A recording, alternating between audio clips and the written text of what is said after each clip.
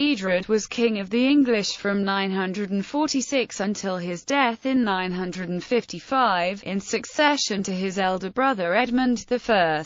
Background and succession. Eadred was a son of Edward the Elder by his third marriage, to Eadgifu, daughter of Sigihelm, Ealdorman of Kent. He succeeded his elder brother King Edmund I, who was stabbed to death at Puckle Church, on St. Augustine's Day, the 26th of May 946. The same year, on the 16th of August, Eadred was consecrated by Archbishop Oda of Canterbury at Kingston-upon-Thames, where he appears to have received the submission of Welsh rulers and northern earls. Trouble in Northumbria. The Anglo-Saxon Chronicle for the year 946 records that Eadred reduced all the land of Northumbria to his control, and the Scots granted him oaths that they would do all that he wanted. Nevertheless, Eadred soon faced a number of political challenges to the West Saxon hegemony in the north. Unfortunately, there are some notorious difficulties with the chronology of the events described in the historical sources. But it is clear that there were two Scandinavian princes who set themselves up as kings of Northumbria. Olaf Seatrixon, otherwise known as Amlape Cuarang, had been king of Northumbria in the early 940s when he became Edmund's godson and client king, but he was later driven out.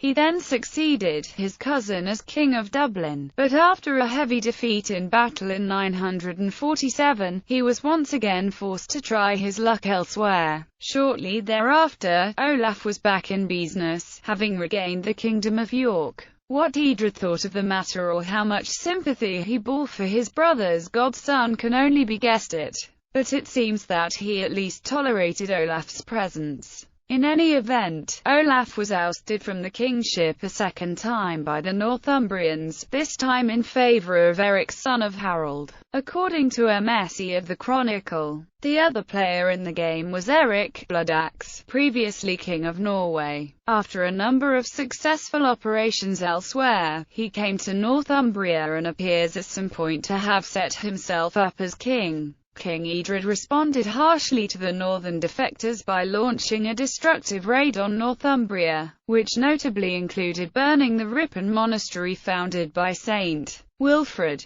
Although his forces sustained heavy losses in the Battle of Castleford, Eadred managed to check his rival by promising the latter's supporters even greater havoc if they did not desert the foreign prince. The Northumbrians appeased the English king and paid compensation. The Historia Regum suggests that the threat of an independent Northumbrian king had come to an end in 952, when earls finally took over the helm. Health conditions and death. Towards the end of his life, Eadred suffered from a digestive malady which would prove fatal. Author B., the biographer and former apprentice of St. Dunstan, described with vivid memory how the king sucked out the juices of his food, chewed on what was left and spat it out.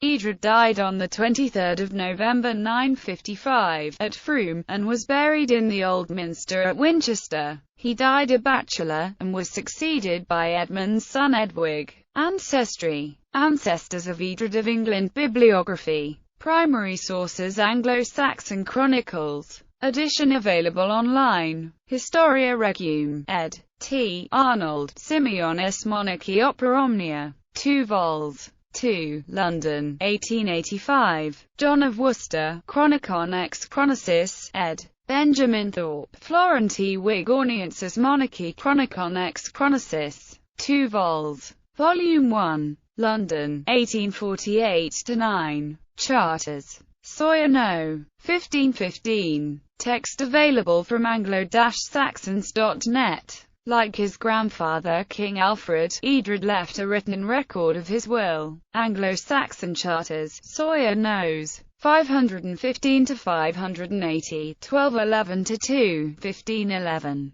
Secondary sources: Williams, Anne. Eadred. Oxford Dictionary of National Biography.